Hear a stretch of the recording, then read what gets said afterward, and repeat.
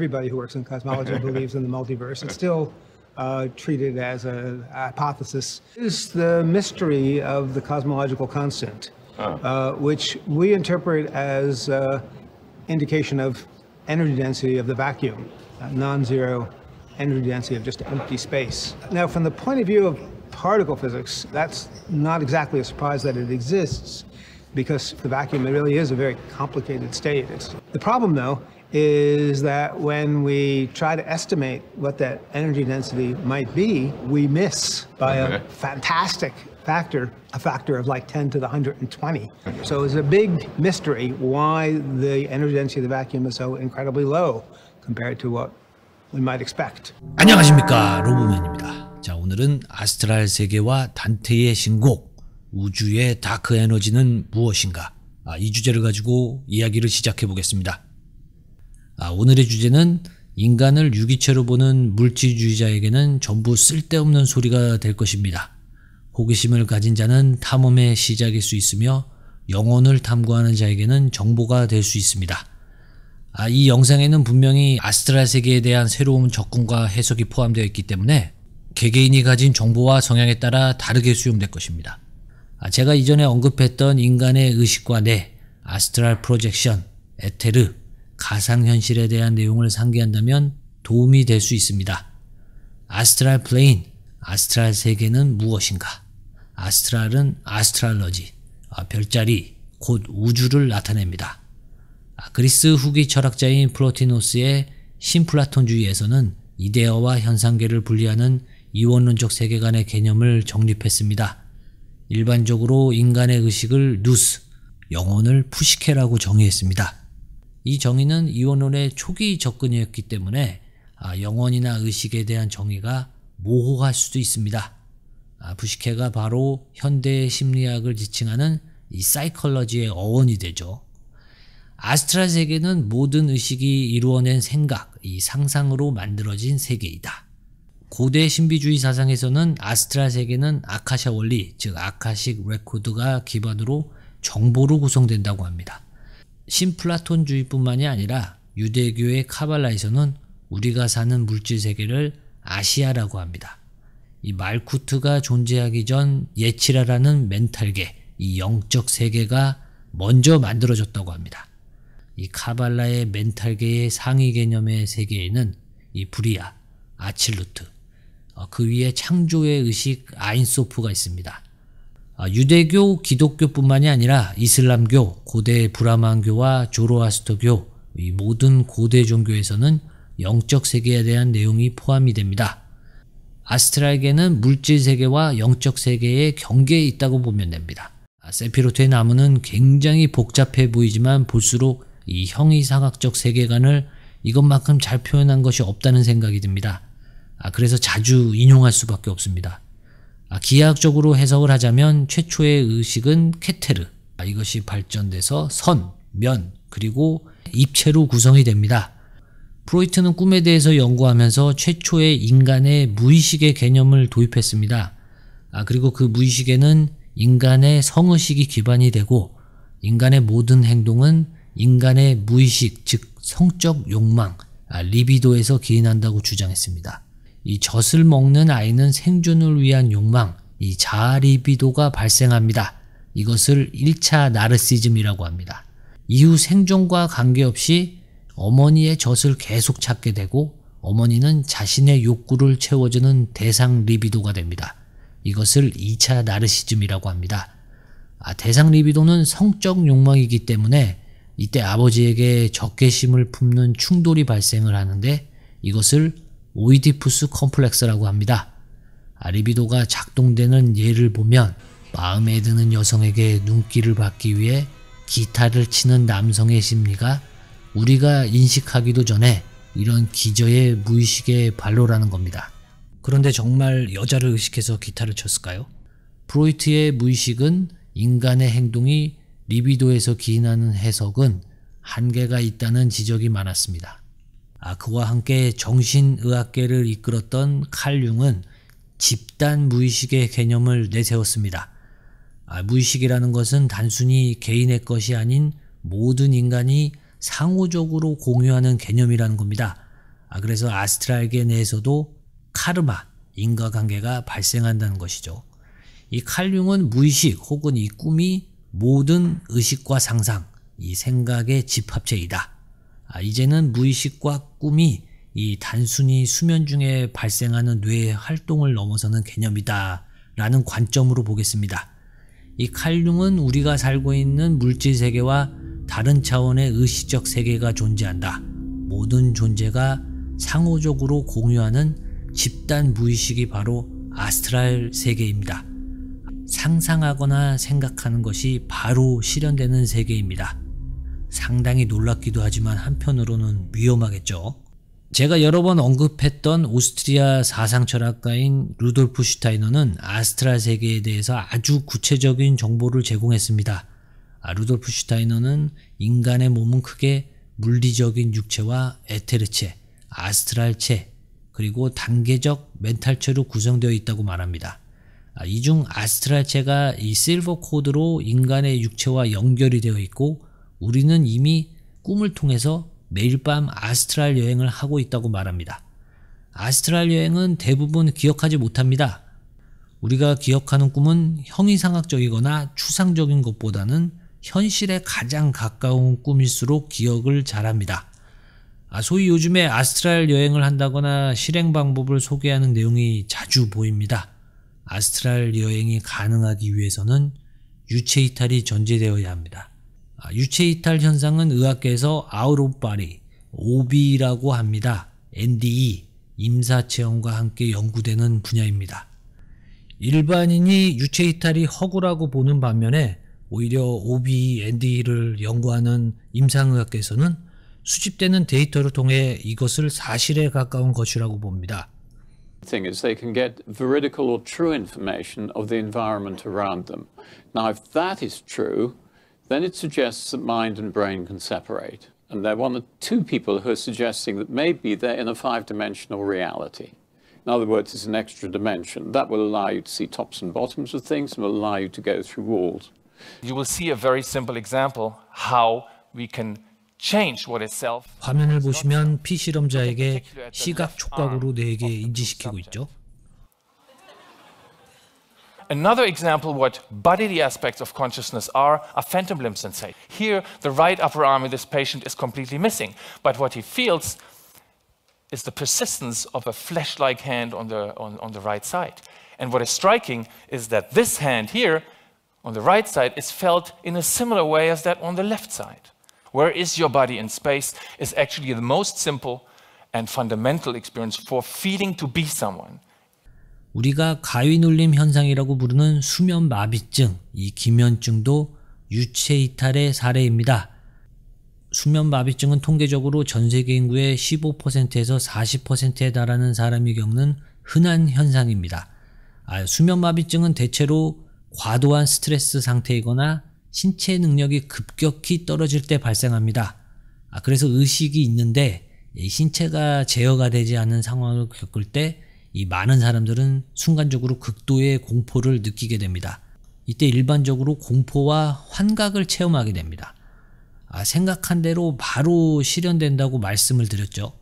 의외로 주변에서 누워있는 자신을 이 제3자처럼 관찰하게 되는 유체 이탈을 경험했다고 하는 분들이 적지 않습니다.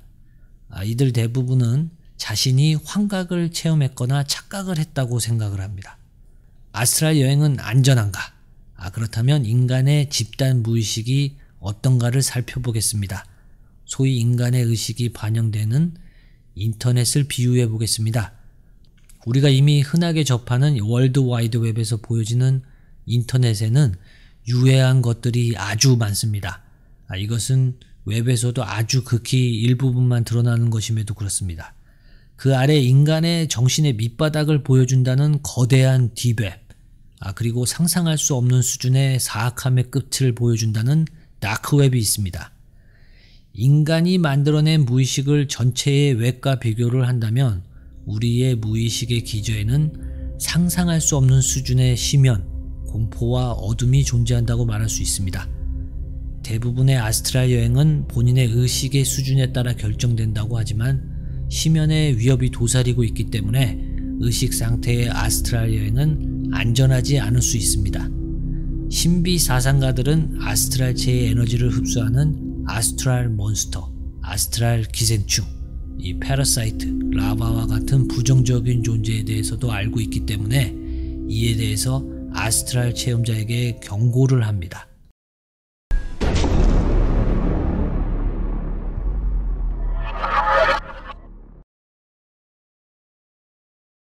점성학계에서 별자리의 중첩 현상 때문에 논란이 있기는 하지만 2015년경에 물병자리 시대에 진입했다는 주장이 있습니다. 그리스 신화의 가네메데스가 물병으로 물을 쏟아내는 형상의 물병자리에 대해서 루돌프 슈타이너는 인류의 대단한 변혁과 영혼의 진입의 시대가 도래한다고 말했습니다. 요즘에 서점에 가면 이 단테의 신곡이 베스트셀러에 올라가 있습니다. 왜 갑자기 단테의 신곡이 올라와 있을까요? 무슨 이유가 있을까요? 단테의 신곡은 르네상스 시대의 수사와 당시의 유명한 인물, 이 그리스 로마 철학, 그리고 철저한 기독교적 신앙을 바탕으로 쓰여진 희곡입니다. 그래서 당시의 카톨릭 교회의 교화서라고 불리기도 했습니다. 비기독교인의 관점에서는 수용되기 어려운 부분과 한계가 있습니다. 고대 그리스에서는 숲을 인간의 무의식의 세계로 비유했습니다. 그곳에는 무시무시한 괴물들이 존재합니다. 괴물들은 스스로 괴물인지 알지 못합니다. 서로가 인간의 모습으로 보이기 때문입니다. 단테는 어두운 숲에서 3마리의 맹수를 만납니다. 이곳에서 그가 동경하던 로마 시대의 시인 이 베르길리우스를 만나 지옥과 연옥의 길을 안내받습니다. 단테의 신곡은 이렇게 아스트랄 여행을 시작합니다. 단테의 신곡이 상상력을 통해 만들어진 것인지 아니면 본인의 체험을 바탕으로 지어진 희곡인지 확인할 수는 없습니다. 하지만 여기에는 아스트랄 세계와 관련된 중요한 부분을 확인할 수 있습니다. 단테의 신곡은 여러 예술가들에게 영감을 주었습니다. 대표적으로 영국의 시인이자 화가인 윌리엄 블레이크와 프랑스의 사파가 기스타프 도레는 신곡과 관련된 많은 작품을 남겼습니다. 프랑스의 조각가 오기스트 로댕의 지옥의 문은 이 단테의 신곡을 표현한 작품입니다. 단테의 신곡에서는 이 시면의 무의식의 입구인 이 지옥의 문에 이런 글귀가 쓰여 있습니다. 여기 들어오는 너희는 모든 희망을 버릴지어다. 이탈리아의 화가 보티첼리가 그린 단테의 지옥도를 보면 계층도가 있습니다. 인페르노. 지옥이 총 9개의 구조를 가지고 있는데 지옥이 9개로 구성되는 이유는 숫자는 끝없이 연장돼도 수비학으로 전부 9에서 끝이 나기 때문입니다. 이것은 아스트랄 세계가 단계가 있는 것과 같은 개념입니다. 영화 인셉션의 꿈의 세계는 분명히 계층도가 존재합니다. 꿈이 단계를 거쳐 점점 깊은 세계로 가죠. 크리스토퍼 놀란 감독은 영화를 통해 아스트랄 세계의 특징을 표현하고 있습니다. 1호는 림보라고 하는데 이곳은 예수 그리스도를 알지 못했던 아담의 후예들과 선지자, 이 고대의 현자들이 있는 곳입니다. 지옥이기는 한데 딱히 큰 고통이 없는 비교적 평화로운 곳입니다. 그 밑으로 내려갈수록 고통스러운 지옥이 단계적으로 펼쳐집니다. 유격과 쾌락에 빠진 자, 물질을 축제하는 탐욕자, 부패한 정치가와 성직자, 부정한 자와 우울한 자, 폭력과 범죄를 저지른 모든 사악한 자. 이렇게 보면 요즘에 웬만한 사람들은 빠져나가기가 쉽지 않을 것 같습니다. 중요한 것은 비슷한 부류를 집단으로 그룹화시켰다는 것인데 미국의 중범죄자 이 펠론을 모아서 수감시키는 이 감옥 같다는 생각이 듭니다. 여기 떨어지면 정말 지옥이겠죠. 정말 진실되게 착하게 살아야 됩니다. 배신자들이 있는 곳 마지막 구옥 이 얼음 연못에는 마왕 루시퍼를 만나게 된 단테와 베르길리우스는 지옥의 입구에서 절대 빠져나올 수 없다는 경고와 다르게 이 절망의 끝자락에서 루시퍼의 다리를 사다리처럼 올라서 연옥으로 탈출하게 됩니다. 로댕의 지옥의 문을 자세히 살펴보면 가장 윗부분에는 그 유명한 생각하는 사람이 있습니다. 생각하는 사람은 단테 자신이면서 단테가 그린 지옥이나 아스트랄 세계는 생각으로 이루어진 세계라는 것을 보여주고 있습니다. 우주에서 발견되는 대부분의 물질은 수소와 헬륨입니다. 수소는 양성자 1개, 전자 1개를 가지고 있는 우주의 기본 원소입니다. 여기에 전자를 잃거나 얻게 되면 이온화가 됩니다. 전자를 잃으면 양이온, 얻으면 음이온이 됩니다. 우주의 물질 중에 가장 가볍습니다. 수소에서 중성자가 붙으면 핵융합을 일으키는 헬륨이 됩니다. 헬륨은 우주에서 두 번째로 많습니다. 헬륨은 양성자 2개, 중성자 2개, 이 전자 2개를 가지고 있습니다. 탄소는 양성자 6개, 중성자 6개, 전자 6개가 있습니다. 그리고 물은 수소 2개와 산소, 총 10개의 전자를 가지고 있습니다. 철은 전자수가 총 26개입니다. 수소에서부터 계속 물질이 파생되는데 이 전자가 계속 늘어날수록 무거운 물질이 됩니다. 물질이 무게를 가지는 이유는 순전히 중력 때문이죠. 2016년에 중력파가 최초로 관측이 됐습니다. 그런데 중력을 발생시키는 입자라고 하는 중력자, 그래비톤은 이름까지 미리 지어놨는데 아직까지 검출이 되지 않았습니다. 중력을 만드는 힘, 이 중력자가 정말 존재하는 것일까요? 이 모든 것을 끌어당기는 거대한 중력은 밀도 차이에 우습게 역행됩니다. 반대로 비행기를 급강하시키는 인공적인 반중력 상태에서도 밀도차가 존재하지 않습니다. 현대 천체 물리학자들은 우주의 22%를 다크매터, 암흑물질, 74%는 다크에너지, 암흑에너지로 구성되어 있다고 말합니다. 다크매터, 다크에너지는 우주의 96%를 차지하고 있습니다. 다크매터는 질량이 있는 것으로 추정을 하지만 빛과 반응하지 않는 관측되지 않는 입자입니다. 반중력 상태는 아닙니다. 간단하게 물질 같은 뭔가가 있는데 뭔지는 아직 모른다는 것이죠. 다크매터의 강력한 후보는 엑시온이라는 가상 스칼라 보손입니다. 다크에너지는 무엇인지 더 알 수가 없습니다. 파악이 전혀 안 되고 있죠. 물질과학으로 절대 밝힐 수 없는 영역입니다. 다크에너지를 설명하기 위한 프리드먼 방정식을 이용합니다. 굉장히 복잡하죠. 우주상수, 0이 아닌 우주를 팽창시키거나 수축시키는 압력값입니다. 중력, 그리고 밀도의 개념이 포함됩니다. 어려운 개념인데 간단하게 설명을 하자면 이 다크에너지는 압력을 줄이거나 늘려서 물질 우주의 에너지와 밀도를 일정하게 유지시킨다는 겁니다. 다크에너지 자체는 시간과 공간이 규정되지 않는 반중력 상태라고 합니다.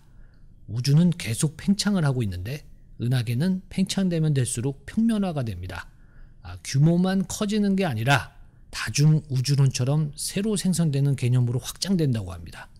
많은 과학자들은 그 에너지가 어디서 오는지는 직관적인 영역으로 설명하기 어렵다고 합니다. 우주에서 계속 확장되면서 새로 생성되고 시간 공간이 뒤틀리는 방중력 상태의 다크에너지는 대체 뭘까요? 물리적으로 관측되지 않는 미지의 암흑이 형이상학의 영역이라면 바로 아스트랄 세계의 영역일 것입니다. 일반적으로 부정적인 감정과 생각은 전염병처럼 주변에 쉽게 영향을 미칩니다. 쉽게 말하면 그냥 불쾌감을 느끼게 하는 사람에 대해서 우리는 쉽게 감지할 수 있습니다. 이 반대로 긍정적인 사람도 마찬가지죠. 우리의 감정 상태는 뇌파를 통해서도 감지됩니다. 1939년에 이 러시아의 전기공인 이 세면 키를리안이 우연히 발명한 이 키를리안 카메라로 에너지장, 오라를 촬영할 수 있다고 합니다. 구리판을 배경으로 절연체를 붙이고 이 피사체와 구리판 사이에 고주파 전압을 순간적으로 발생시키면 이온, 플라즈마, 에테르가 발생되면서 오라가 검출됩니다. 모든 사물에서도 오라가 관측이 되고 사람의 경우에는 그 사람이 가지고 있는 감정의 형태에 따라 색상이 표현된다고 합니다. 밝은 감정과 어두운 감정은 분명히 다른 파동의 영역을 가지고 있다는 것입니다. 그러니까 그 사람이 가진 고유의 파동은 아스트랄 세계에서 단계를 결정짓는다는 것이죠. 자, 그럼 아스트랄 세계가 과연 사후 세계인가? 그 상위의 멘탈계는 과연 무엇인가? 이 부분에 대해서는 다음 편에 더 설명하고자 합니다. 긴 이야기 들어주셔서 감사합니다. 로브맨이었습니다.